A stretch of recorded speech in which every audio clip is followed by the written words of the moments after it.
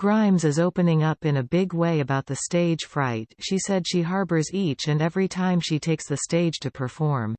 The multi-genre music and creative producer, 33, whose real name is Claire Elise Boucher, said that despite being able to let her mind travel to where it wants to, in a creative sense, when it comes to being front and center with eyes peering at her, she ultimately finds performing to be quite emotionally intense.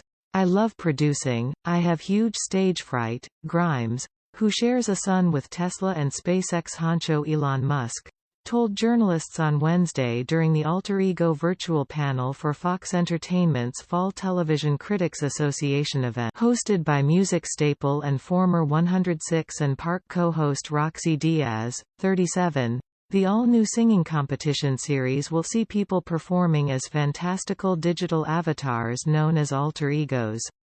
Plus, with cutting-edge technology, the judges, consisting of will.i.am, 46, Nick Lachey, 47, and Grimes, along with viewers at home, will be able to see each and every emotion exuded by the real-life singer. Me and my team have been trying to invest in this technology for the last couple of years, actually, which is one of the reasons when, executive producer, Matilda and them hit us up, we were like, oh, we really want to do this because we really believe in this technology, Grimes explained. Because for me, I feel like I am a writer and a producer and I love designing performances and stuff, but I just lose I just have really bad mental health effects from being a front person, she continued.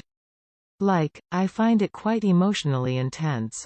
And I think this show really represents, for a lot of people who might be more of a behind-the-scenes person, but who loves the idea of architecting the Delete Forever songstress maintained that in her experience meeting a variety of people in various industries, she has found many of them are introverted in their own lives but often have to display a front on a daily basis that masks who they truly are. I think more people than not, it's very hard to find a world-class performer in the same body as a person who is making sick beats and writing sick songs. That's a rarity, she explained. And I think the show sort of represents a future in music where there's a lot more possibility for different types of the Canadian musician continued. To a lot of the contestants, I think the show sort of represented a lot of that opportunity of okay, we don't need to be a super confident, always good on camera, always happy to perform, without anxiety, without having to evaluate about how. Grimes believes especially for women in this industry, it's tormenting and it sucks to constantly have to pin down women's looks for the enjoyment of others. I want to really care about making beats. I want to really care about all this stuff.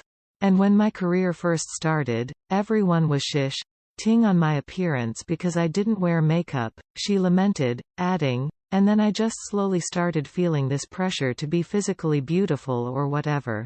Now that I'm getting older, I am like, man, I hate that. I don't care about that. I just want to make cool stuff, she noted. Grimes' comments came after will.i.am explained that state-of-the-art technology now allows anyone to become a star strictly based on the use of their digital avatars and the idea that if you were to recreate the Black Eyed Peas today, the group would definitely be more members. I like the idea of there being like a glossy girl group in the front of things and I feel like a show It's accelerating a lot of these ideas that I think could really democratize the music industry and make it less about people who look the part. Grimes said while speaking about the purely artistic aspect of performing completely outside of one's human. It sort of makes gender fluidity more casual. I feel like in the real world, there's so much whatever, violence or hate or distrust or people have different opinions of how people pursue gender, she told reporters. It's like if you were born a female and you want to live as a man, it's like this dramatic thing. You got to tell your family, it's this or that. And making it this purely artistic expression thing, it sort of removed a lot of the politics that I think have been stifling this country a bit, she continued. It's just people expressing, and it was actually really beautiful and profound in a lot of moments watching people just play with gender, even if that isn't something that they want to identify with all day." She added that she has also been dabbling in the idea of stepping outside of her gender simply as a way to get a feeling of what it would be like to be someone else once in a while, a means of liberating her mind, so to speak.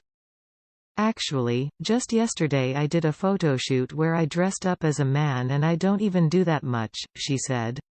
"And I am not trans, but I was like, man, I should do this more.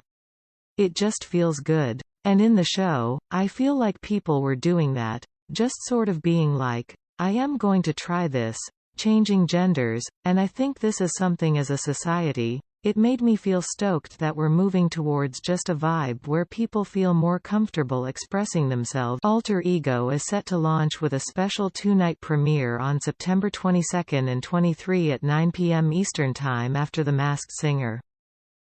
A special sneak peek of both Alter Ego and The Masked Singer will air live across all time zones at 8 p.m. Eastern Time on September 12 after the Fox NFL Sunday doubleheader, which will be followed by an all-new episode of Fantasy Island.